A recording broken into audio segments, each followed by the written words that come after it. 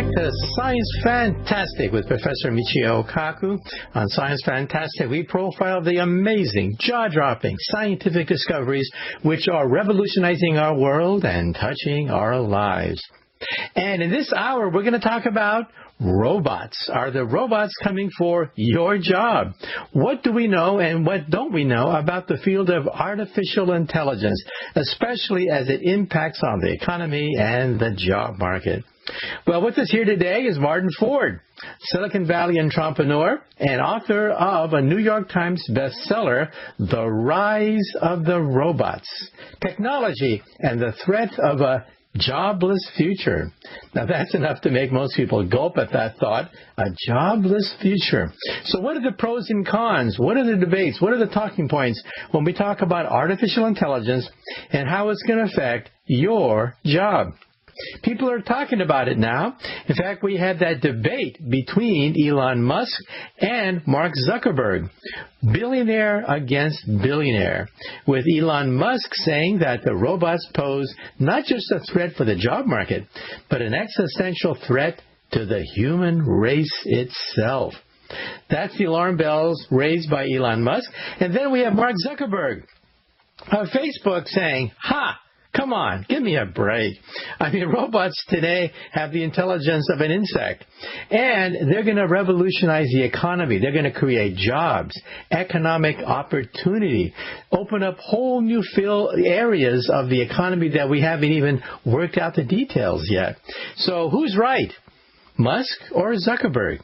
Well, anyway, with us today is Martin Ford, author of the book Rise of the Robots, Technology and the Threat of a Jobless Future. So, Martin, glad you could be on Science Fantastic.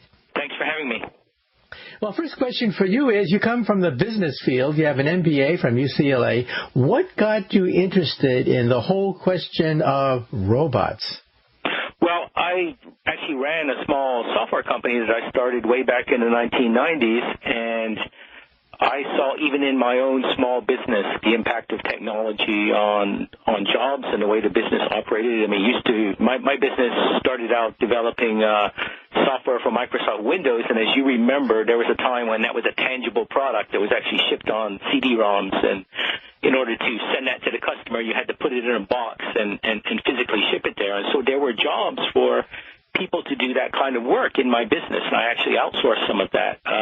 But I saw how rapidly that all disappeared, basically, as software development and that business digitized, in the same way that we've seen with e-books and with, especially music and so forth. So I think that transformation really made it obvious to me that as we looked ahead to the future, there was going to be an even more dramatic transformation as artificial intelligence and robotics scaled across really the whole economy and began to really impact things that are not just in the digital sphere. So that's what first got me thinking about it. And back in the around 2009, I actually self-published my first book on this topic.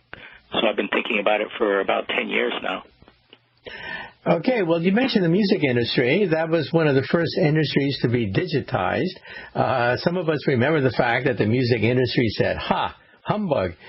People will always buy music the old-fashioned way."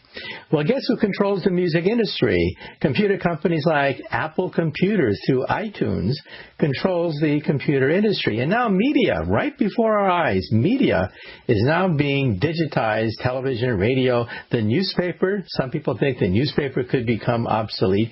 So if music was digitized 10 years ago or so, if media is being digitized now, what's next? What's next in your crystal ball? What next industry will be digitized?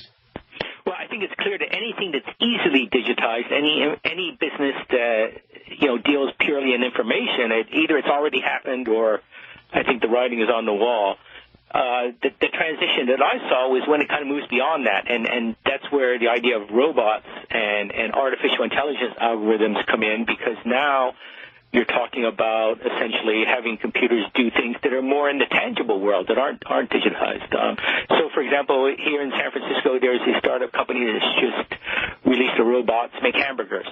And that's not an area that you would think would be subject to being digitalized, but it is clearly it's soon going to be an area where the work that goes into creating a hamburger can be automated using artificial intelligence and robotics. So that's the big thing I see as it scales out into the physical world, into self-driving cars, across virtually, every industry that we can imagine. And that's what I think makes this such a big transition. It's something that's definitely not limited to one specific area. Okay, well, years ago we had blacksmiths, and blacksmiths were one of the foundations of early American society. We had wagon makers back then, and we don't have them anymore, but we don't cry about it either, because wagon makers and blacksmiths were replaced by automobile workers and industrial workers. Now, the next question is, what are the next industries to be replaced? Like being a blacksmith or a wagon maker, repetitive jobs, jobs like flipping hamburgers. What are the jobs that are on the chopping block, the cutting edge of digitization and robotization? Right. I think the best answer to that is just to say that it's any kind of work that is fundamentally routine or really predictable is a better way to put it. The question is what you're doing in the job, in a sense, encapsulated in the data? So that if you can imagine a machine learning algorithm coming along and churning through all that data, will that algorithm be able to figure out how to do your job based on what's been done in the past? And, there are a lot of jobs that would fall into that category. Many of them are what we would think of as blue-collar jobs, like working at McDonald's or maybe stocking the shelves at Walmart. But a great many of those jobs are also white-collar jobs that involve sitting in front of a computer, cranking out the same report again and again, doing the same kind of quantitative analysis again and again. And many of these jobs, require university degrees, so they're not jobs that are limited to unskilled people. So it's a very broad based impact on all kinds of work. The fundamental criterion is it repetitive and routine and predictable?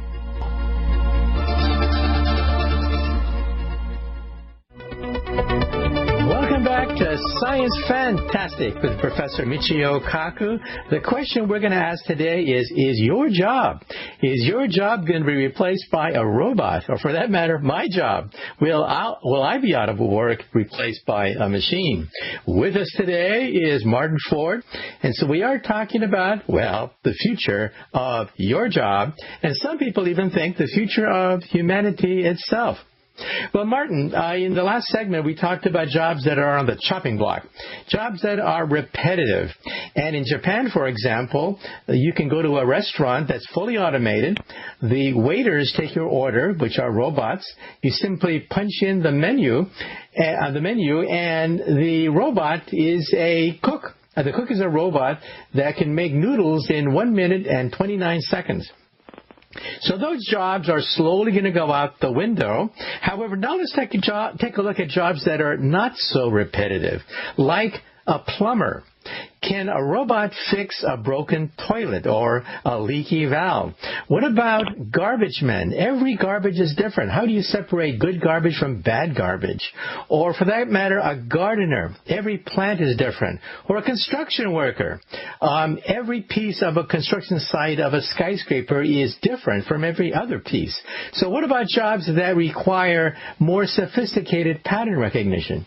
Right, I think that's an excellent point, and it's definitely true that jobs like plumbers, electricians, what we would call skilled trade jobs, are probably among the safest, at least for the foreseeable future. And these are jobs that really require lots of dexterity and mobility and visual perception in a very unpredictable environment. And if you imagine a robot that could do what a plumber does, it would be something like C-3PO from Star Wars or something, clearly something that remains in the realm of science fiction. So one important thing to keep in mind is that no reasonable person is arguing that all the jobs are going to disappear. The argument that many of us are making is that a large fraction of jobs are going to be susceptible. And I think that one good estimate is that it's maybe half of the jobs out there that are fundamentally routine and repetitive and predictable. But certainly a skilled trade job, a nurse would be another good example of a kind of job where you really require lots of mobility and dexterity and problem solving and so forth. So those jobs are going to be safe for probably decades to come. On the other hand, some of the other things you mentioned, like a construction worker, it's true that right now, as things are configured, that's a job that is highly unpredictable, but you can easily imagine that changing. There are construction robots that use a very regimented way to build buildings. There's also 3D printing. So there could be new technologies coming into some of these areas that are actually going to transform, for example, the nature of how we do construction, and that may make it more susceptible to automation simply by getting rid of the unpredictable nature of the job. And building on your point, DARPA, a branch of the Pentagon, which actually invented the Internet years ago, DARPA had a challenge. They challenged the leading artificial intelligence laboratories to create a robot that could fix the Fukushima nuclear disaster. That would be a showcase for artificial intelligence. All the robot had to do was pick up some garbage, drive a car, get out of the car, use a hammer, turn a valve, and the results were rather humorous. You can go to the web and actually see videos of the robots that were entered into this contest. The winner would have become internationally famous, but most of the robots simply fell over like a bug and couldn't even get back on their feet. It was embarrassing. So if you compare a robot today with an animal, wouldn't that animal be very close to like a cockroach or an insect compared to, for example, what a monkey could do? Right. In fact, in terms of robotics that exist today, even a cockroach is certainly beyond what we're able to do in terms of actual mobility and dexterity and so forth. I mean, an insect is actually an extraordinarily advanced kind of robot, a biological robot, basically. So we're not. You can argue we're not even at that level. Having said that, though, I recall seeing those kind of silly videos of the robot falling down, trying to open the door and so forth.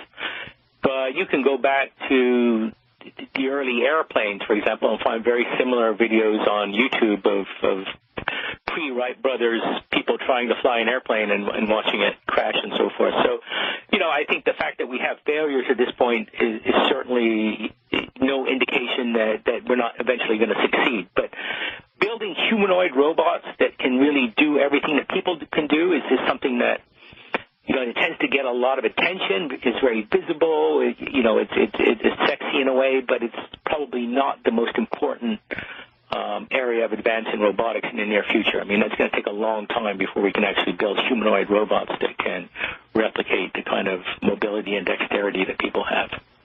Well, we talked about blue-collar jobs that are non-repetitive, requiring semi-skilled labor, and those jobs could actually survive into the future. But now let's talk about white-collar jobs that most people think are impervious to automation. If you go to a law firm, first of all, you have the paralegals who search through all the law books for precedences and type up all the memos and affidavits. And then you have the lawyers themselves who argue before a jury and a judge. So the question is, if I go to a law firm now, are they in danger of being automated? What are your thoughts? Well, to some extent that's happening already. And again, it's not going to happen across the board. It's not going to be full automation of everything that lawyers do for the foreseeable future, but certainly some parts of what they do are already being automated. For example, there are algorithms that do discovery. Discovery means you have to look at all the documents relative to a court case and figure out which ones you need to provide to the opposition side. And that used to be done manually. Now it's done by algorithms. They're very sophisticated algorithms that can analyze and even generate contracts that are used by lawyers. I think it's really easy to imagine, for example, legal research and writing briefs and things like that being largely automated in the future. We already see in journalism, for example, smart systems that can look at raw data and then turn that into a news story by figuring out what's interesting about that data and then generating a story that looks just like a human being wrote it. I think you could see something similar in the field of law in terms of researching, precedents or case law and then automatically generating a legal brief and so forth. So, there are many examples already, and that's certainly going to scale up in the future. There's going to be an even bigger impact. Now, some people say that you need a lawyer to argue to a jury because, of course, the law guarantees trial by your peers. We're not judged by robots. We're judged by humans. And a human has to argue to another human, trying to win the hearts and minds of the jurors over. And same thing with a judge, that you have to know the moral standards of society because laws change according to the mores of society. And some people say that in terms of human interactions, that lawyers that argue before juries and judges, their jobs cannot be replaced by robots. But what are your thoughts? Well, there's a technical question there. Can it physically be done? And I think in many cases it could be in terms of the technology. But, of course, there's also what you might call a philosophical question or a value question. What do we really think about that? Is that acceptable to us to have machines playing those kinds of roles and, in fact, maybe making decisions? And this is something that comes up across the board in legal areas like this, also in military areas where you might have robots making life and death decisions and so forth. And the bias that most people have in this case is that they think it's really abnormal or disturbing to put a fundamentally human or legal question in the hands of a machine, and they think it would be better for a human being to always be doing that. And yet, it may in many cases be the fact that the algorithm could be better. Just to give you one very famous example, there was a study done of judges in the United States, and what the study found was that if it was right before lunch when the judge was really hungry, and you came before the judge, then you got a more harsh outcome than if you came before the judge after lunch when he was in a happier mood. So that kind of variance and obviously that's not a good thing. Okay, Martin, we have to take yet another short commercial break, but afterwards we're going to continue a discussion and we're going to get into the question of the singularity. What happens when the robots become smarter than us? Are they going to replace us?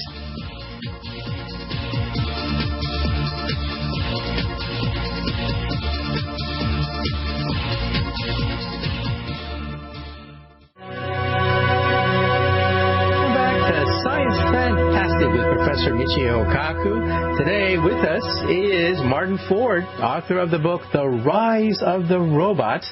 And so we're going to try to answer the question, well, your job. Is your job on the chopping block? And what about humanity itself? Could one day a machine replace the human race if they become smarter than us? Well, before the break, we had a discussion about blue-collar jobs, some of which are still impervious to robots, jobs that involve non-repetitive, semi-skilled work, for example, like a plumber. And we talked about now white-collar jobs, like, for example, paralegals that operate as a search engine or an advanced secretary to a lawyer. But, well, the law guarantees a trial by your peers, not by robots. And if it's a life and death matter, would you entrust your life to a robot to give arguments to a jury? Because, of course, lawyers are actors. They have to pull the heartstrings of the jury. They have to know the weaknesses, the prejudices, the foibles of humans. And only humans understand human behavior at that level. Life and death matters. So what are your thoughts about people who say that when it comes to the trial by jury system, that you need a human to pull the heartstrings of other humans? Well, that's certainly true right now, but robots are getting a lot better, or I should say artificial intelligence is getting a lot better at understanding and exhibiting emotion. I mean, people are working on this. There's a lot of research into this area, so I can certainly imagine a future when a robot might actually be better at influencing people or making an emotional plea to people than a human being would. That's not the case now, and I think that for the foreseeable future, it's not going to be the case, but certainly it's a possibility that's out there. So, really nothing is off the table in terms of these technologies. You can never say never. What you can only say is that right now or for, the next few years, maybe the next decade, we can be relatively confident that human beings are going to remain dominant in this particular area. But in the longer run, anything is possible. Okay, now let's talk about, well, my job. Let's talk about the teaching profession and also research scientists. First of all, Stanford and MIT put a lot of their courses on the web. A lot of poor students from Pakistan and India signed up for these courses in artificial intelligence and whatever. But the flunk-out rate, the dropout rate in many of these e-courses was 90%. People logged in hoping to become the next genius of artificial intelligence, and there was no mentoring. There was no homework guidance. There was no career guidance. There was no peer pressure. And you were just by yourself in a small village in Pakistan online hoping to enter Silicon Valley. So some people think that the future of teaching is going to be mentoring. That is, only a mentor understands the weaknesses and the strengths of the student up close, grading the homework assignments, giving career guidance, rather than e-courses, which will be standard. But e-courses can only give you certain amount of information, but the career guidance, the slap on the back, that personal information can only be done by a human. What are your thoughts? Well, I think, again, for the near future at least, what you're saying is certainly true. I think that humans will play an important role there. But again, you can never say never. Definitely there is already a lot of effort being put into building a customized experience into these online learning systems. So you might have something like a robotic teacher, basically an artificial intelligence algorithm that would be there alongside you as you study these courses, would give you customized feedback, would adjust the pace of learning to you so that you can learn in the best way possible, would help you recognize the challenges. Okay, let's take another short commercial break, and after the break we're going to continue a discussion of robots. What happens when they become as smart as us?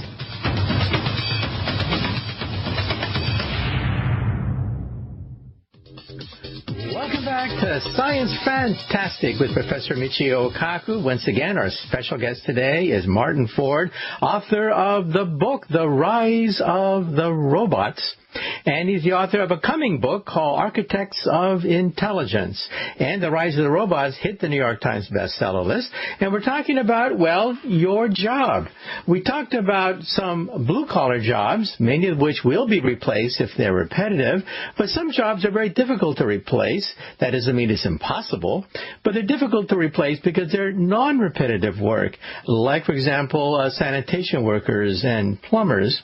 And then we have jobs that involve interacting with humans.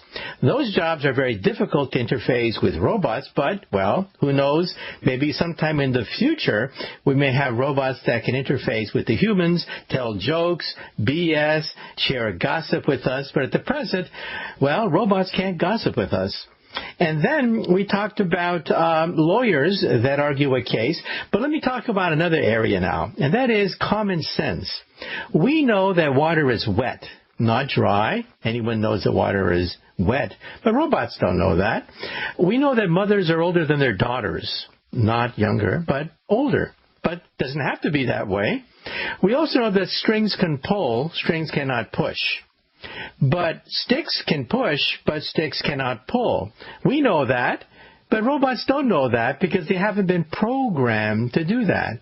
Now, of course, in principle, you can program all the lines of common sense, but mathematicians have tried to do that and failed. Every single attempt to program all the laws of common sense that would give you the common sense of a 5-year-old child have failed. Now, that doesn't mean you can't do it, but it means that it's really hard. So would you trust a robot to make life and death decisions when they don't understand the simplest things about common sense? What are your thoughts? Well, it's a good question. I think that in certain contexts, certain very limited contexts, that we will trust robots. And in fact, there are probably examples where we do already. I mean, there are already automated systems, certainly, that we do rely on. The problem is when you get into really complex questions. And you hear this a lot, for example, in self-driving cars. There's something called the trolley problem, where basically what it means is the car has to decide who it should run over. It gets into some situation where it's unavoidable. It has to kill someone, and it has to, make a decision there. Those questions are going to be extraordinarily rare.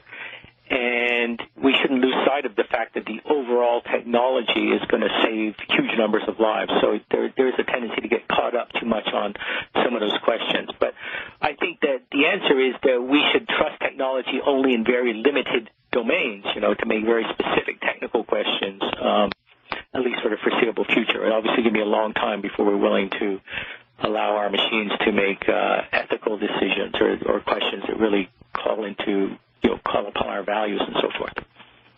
Okay, now, here's a question that you often get, and that is, if a teenage kid comes up to you and says, what area should I major in, given the fact that you don't want to be in an area that's going to be automated, what advice do you give a young person? The best advice I can give anyone is, again, avoid things that are routine and predictable. So don't prepare for a field that's like that. Instead, focus on something that requires genuine creativity, where you're thinking outside the box, coming up with new ideas, or focus on an area that really requires sophisticated human interaction, where you're building relationships with people, maybe emotional relationships, maybe a need for empathy. Obviously, a lot of healthcare type roles would fall into this category. And then the third thing is what we talked about earlier, the kinds of roles that really require lots of mobility and dexterity in unpredictable environments. And this would be a nurse or, as you said earlier, a plumber or an electrician, these kinds of jobs. These are the areas that I think are safest going forward. And I would encourage my kids to study for something that's going to prepare them for one of those types of careers. Okay, now let's jump into the debate between Elon Musk and Mark Zuckerberg, two billionaires lined up on opposite sides. Elon Musk of SpaceX and Tesla Motors say that robots pose an existential threat, not just a threat in the job market, but an existential threat to humans. And Mark Zuckerberg says, nonsense. I mean, they're going to be a source of jobs in the economy.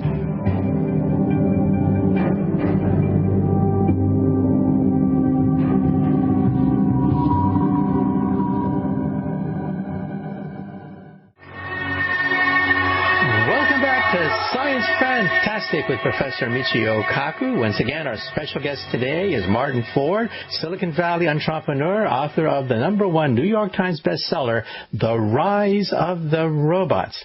And the media was playing up the debate between two billionaires, Elon Musk, who says that robots pose a threat to our very existence, and Mark Zuckerberg, who says, bah, humbug. Robots are a source of jobs, new industries are going to be opened up because of robots. But, well, what are your thoughts? This is really one of the biggest questions in artificial intelligence, and really they're two separate related questions. One is it feasible that we will eventually build a true thinking machine, something that can think in the way that human beings think? And then the second question is, if we achieve that, will it go beyond us and become super intelligent, and could that ultimately represent a threat to us? Is that something we really need to worry about? As you mentioned, I've been working on a new book that's going to release in the fall. The title is Architects of Intelligence, and basically it's all about conversations with the most prominent AI researchers, the computer scientists that are most prominent in the world working on this, people that anyone working in AI recognizes their names. And my point in doing this was to sit down and talk to these people about a range of topics, and this is among the most important, to really learn what they think about this. And the answer is that there's a range of opinions, both in terms of when it could happen, when could we build a real truly intelligent machines. Some people I talk to think it might be 10 or 11 years away. Some people think it might be 200 years away. So there's a huge range of opinion, even among the most smartest people, about the feasibility of building true artificial intelligence. And then the next question is, if that happens, could that be a threat to us? And again, there's a lot of division over that. Some people completely dismiss that. They say it's silly to worry about that. Other people take the question quite seriously. My own view is that, any true threat from artificial intelligence lies pretty far in the future, at a minimum 50, 100, maybe more years probably, although you can't say that for sure. And my concern is that worrying too much about that right now distracts us from the issues that we are likely to face in the next 10 years, say, and that is really about the impact on jobs. And it's really important to note that the impact on routine, predictable jobs does not require science fiction artificial intelligence. It's really just the kinds of technologies that exist already, and are clearly going to get a lot better. So these questions are very provocative. I would not, dismiss them. I think that it's good that Elon Musk, for example, has set up an organization called OpenAI, which is working on ways to make artificial intelligence safer. There are other organizations out there, small think tanks, that are also working on this problem. I think that's a good thing. But I'm not sure that this should be raised to the level of a major concern for society. We shouldn't have, governments investing huge resources in worrying about truly advanced artificial intelligence that's going to take over at this point, because it's just far in the future, I think. And there are a lot more practical things that we should be focused on. And among the most important of those is the impact on jobs and the economy, and also on things like privacy and the fact that some systems have been shown to be biased and things like that. These are the practical things that we're going to need to worry about in the near future, and the threat of genuine super intelligence is much further out. Okay, well, let me tell you my take on the whole question. I think that robots today have the intelligence of a cockroach, but I think in the coming decades they'll be as intelligent as a rat and a cat, dog, and by the end of the century, they could be as intelligent as a monkey. Now, monkeys are self-aware. They know they are not human. Now, dogs, of course, are confused. They think that we're the top dog, and they follow us. But monkeys know they are not humans. And by the time robots become as smart as robots by the end of the century, they could be dangerous with self-awareness. At that point, I think we should put a chip in their brain to shut them off if they have murderous thoughts. But that's only short-term measure. Eventually, the robots could become so smart, they'll know how to neutralize that fail-safe system. At that point, now this is a problem, I think, for the next century. It's not even a problem for this century at all. But in the next century, I think at that point, maybe we should merge with them. Why bother to compete with something when it's inevitable that they're going to become very intelligent? Why not become supermen, superwomen? Why not have immortal bodies? Why not have either a biological or digital immortality? Now, immortality, of course, is something that is far beyond anything that we can do with the present-day technology. But, 100 years from now, it's conceivable that we may have some form of digital and biological immortality, and that could be the ultimate merger, the ultimate answer to the question of what happens when robots become smarter than us. But, well, what are your thoughts? Well, I think what you say is quite possible. The time frame, of course, is very, very uncertain. Maybe you're right. It's 100 years. One of the people I talked to for my new book, Architects of Intelligence, is Ray Kurzweil, who, as you know, is a big proponent of this idea of merging with machines. But I think his time frame Okay, Martin. Unfortunately, we have run out of time in this segment, and Ray Kurzweil was also a guest on Science Fantastic. Once again, our special guest today was Martin Ford, author of the book Rise of the Robots, and he's the author of a forthcoming book, Architects of Intelligence.